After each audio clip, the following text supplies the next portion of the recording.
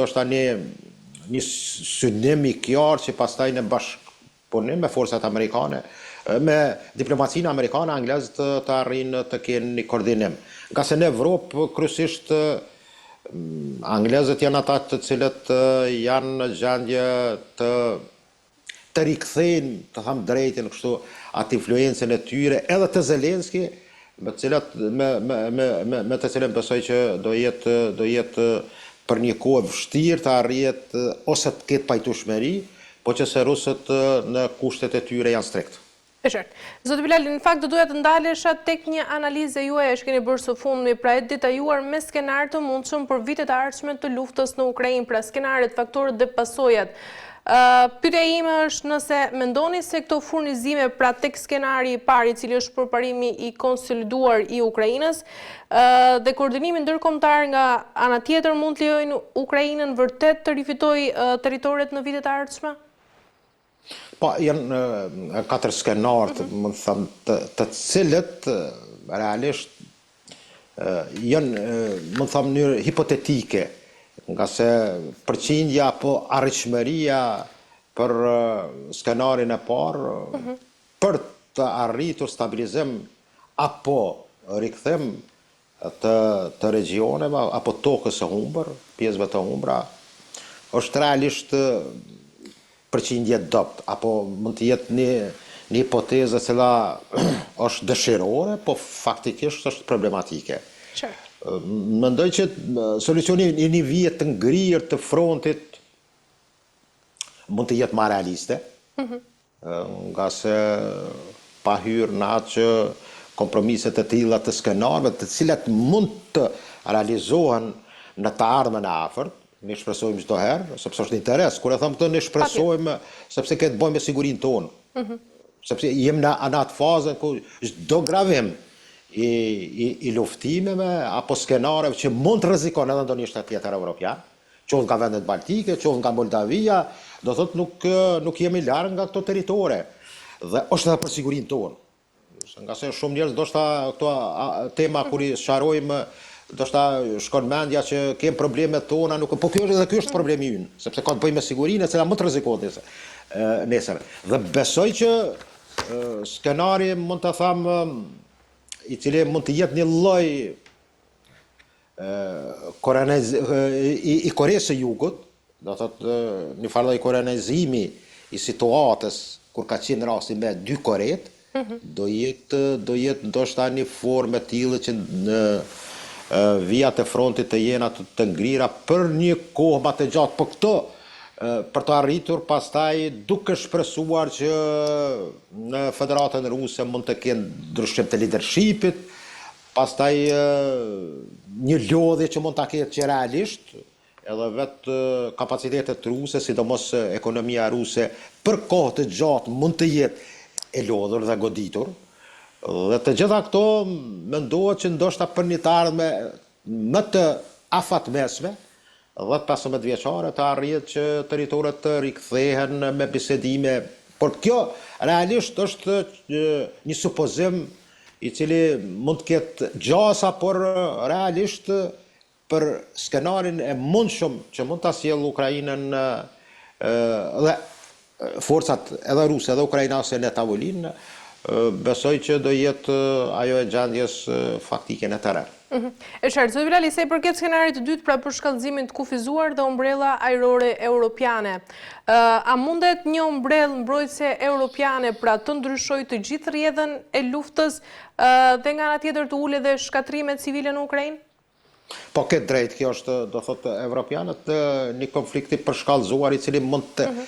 Shifni, evropianët kanë menduar që është në fillim, e kam fjalën NATO, kur flasë është një korrespondencë aty, një bashkëdyzim mes vendeve të Unionit Evropian, që shumica janë edhe anëtare të NATO-s, për ndalimin e fluturimeve në zonën që do të ishte sidomos flitet për mundësinë e Ukrainës perëndimore, do thotë që në kjo pjesë të dadhe mos të lejohet të jetë zona ndaluar e fluturimit qoftë për aviacionin rus, por kjo mund të them drejtën ka qenë edhe nga sekretari gjenerali i NATO-s që në fillim është hedhur poshtë. Se de facto një ndalesë e tillë do të futte në konflikt direkt NATO-n me Rusinë dhe dihet që çfarë pasojash mund të ketë jo vetëm për sigurinë e Evropës, por edhe botërore, për sigurinë e botës. Dhe mendoj që në këtë drejtim skenari i kufizimit, i përshkallëzimit të kufizuar mund të ketë efektin e vetë për një pjesë të Ukrainës, por jo në përgjithësi, me qenë se të gjitha këto besoj që në vijën diplomatike apo në kanale diplomatike në takime është biseduar edhe me forcat ruse, me përfaqësuesit rusë, më falni. Por kjo do thotë ka qenë ndoshta ajo që rusët qysh me fillimin e invazionit 24/2022, do thotë tash po jemi në vitin e 4, kanë refuzuar nga se kërkesat e tyre janë që Ukraina asë si mos jetë pjesë dhe tokë ku mund të vendosen bazat e NATO-s. Dhe kjo do thotë do ishte ajo forma që evropianët kanë tentuar të fusin në përdorim një solucion për ndalimin e fluturimeve. Qartë. Zoti Birali, skenari i tretë, skenari më i mundshëm pra betejë e gjatë dhe e kushtueshme, pyetja është se ky konflikt i gjatë është skenari më i mundshëm për vitet e ardhshme, por sigurisht me kostot më të larta për Ukrainën dhe Europën? Ja, është ky skenar një luftë me gjatë, e cila thom drejtë nuk e besoj që do jetë një konflikt që do kërkon edhe vite të tëra për që do ishte katastrofal, më thëmë, edhe për të dyja palët, mirë po edhe për zhvillimin dhe ekonominë, por edhe sigurinë evropiane. Nga se të gjitha këto kanë impakte, sidomos me çështjen e burimeve të gazit, naftës. Pastaj mos harrojmë, Ukraina është një ambar i Evropës në agroindustri dhe kultivimin e dritrave dhe lulediellit, dhe kjo do thotë është ajo që realisht prish balancat dhe furnizimet edhe në tregun evropian, dhe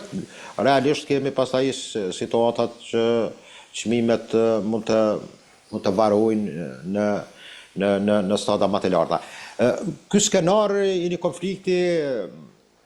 që mund të zgjatë me vite, realisht mund të futet në përdorim si skenari mundshëm. Mirë po besoj që për të dy palët nuk është e favorshme. Dhe pritet besoj që vija e Donbasit, marrja komplet e kësaj vije, do kemi një parafrim të shpejt, një pushim dhe me siguri edhe një arritje të një marrëveshje, edhe pse brisht dhe pa drejt, por besoj që kjo do jetë ai skenari që çdo herë ata që kanë mundësinë dhe forcën diktojnë ndonjëherë edhe hartën faktike, e cila, mund të them drejtën, nuk është ndoshta që ka të bëjë me drejtësinë, por mendoj që do jetë një skenar që e kam paraqitur në postimin tim ose në atë analizën time, që mund të jetë i mundshëm, por gjasat janë 10-15%. E qartë, mirë, zoti Bilali, për ta mbyllur dy skenarët e fundit, skenari për shkallëzimin ndërkombëtar, pra ndërhyrje e drejtë për drejtë e NATO-s, dhe pyetja është se sa realiste është rreziku që një incident të shkaktojë për shkallëzim të drejtë për drejtë pra midis NATO-s dhe Rusisë, dhe skenari i fundit është skenari i bisedimeve dhe armpushimit të kushtëzuar. Po të jetë mirë bërë se unë mendova i rash përgjithësinë fillim të elaborimit, shkum pikë për pikë. Skenari i katërt me konflikti direkt me NATO nuk e besoj. Thëmë drejtë, sepse kjo do të nënkuptohet diçka tjetër, për futjen e përdorim të armëve strategjike, armë bërthamore, të cilat do jenë të kopshme për gjithë, jo vetëm për nuk flasim për kontinent, të flasim për tërë globin. Dhe mendoj që kjo mund të them një lloj shtypje ose verbale ose deklarime të tilla, është në formë të luftës speciale, të thotë të një luftë që ka të bëjnë, apo të them shqyrëzohet që është në aspektin verbal, nga se një konflikt i drejtë për drejtë mes forcave të NATO-s dhe Rusisë do ishte rrezikshme për të dyja palët, por mendoj që ky skenar nuk është për tu anashkaluar, por mendoj që ata që kanë mendje të shëndosh e din fare mirë që kjo do thotë do ishte ndoshta rreziku, meqense se kemi hyrë edhe në fazën e një lufte të ftoftë që na përkujton atë periudhë, që realisht kanë qenë edhe çështja me krizën e Kubë, ku pastaj u bë marrëveshje për tërheqjen e atë që ka dërguar në Kubë në sovjetikët në ako, por edhe amerikanët pastaj marrëveshja gentlemanët që mund të them historike, Kennedy, për hjekën edhe të arsenalit amerikan ose të raketave në atë kohë Jupiter me mbushje bërthamore. Dhe mendoj që skenaret e tillë të një konflikti të drejt për drejt direkt mes NATO-s dhe Rusisë janë skenar që kanë gjasë të realizueshme jashtëzakonisht ulët. E qartë, mirë. Zoti Bilali, kemi arritur. Skenarin e përmend Vani që do thotë e vetmja mundësi dhe që ka gjasat më të mëdha është arritja e një paqe sa do e brisht apo e padrejt, meqense paqet padrejt nuk ka, mund të ketë vendime të cilat mund ta dëmtojnë njërin palë, por e mira është që në fjalor të them drejtën, paqja është paqë dhe është e mirë që shton kokat njerëzve. Qartë, shpresoj që ndodh dhe mbetet shihet në ditët në vijim, zoti Bilali. Ju falenderoj për gjitha informacionet. Ishte klasi, faleminderit shumë. Mirë, të nderuar teleshikues, sot në emision diskutuam çështjet më të nxehta të ditës të rajonit, por edhe ndërkaq ato gjeopolitike. U ndalëm fillimisht tek qeveria e Kosovës pra fati për formimin e qeverisë së re, i cili vazhdon pas seanca të dukshme në kuvend, ndërsa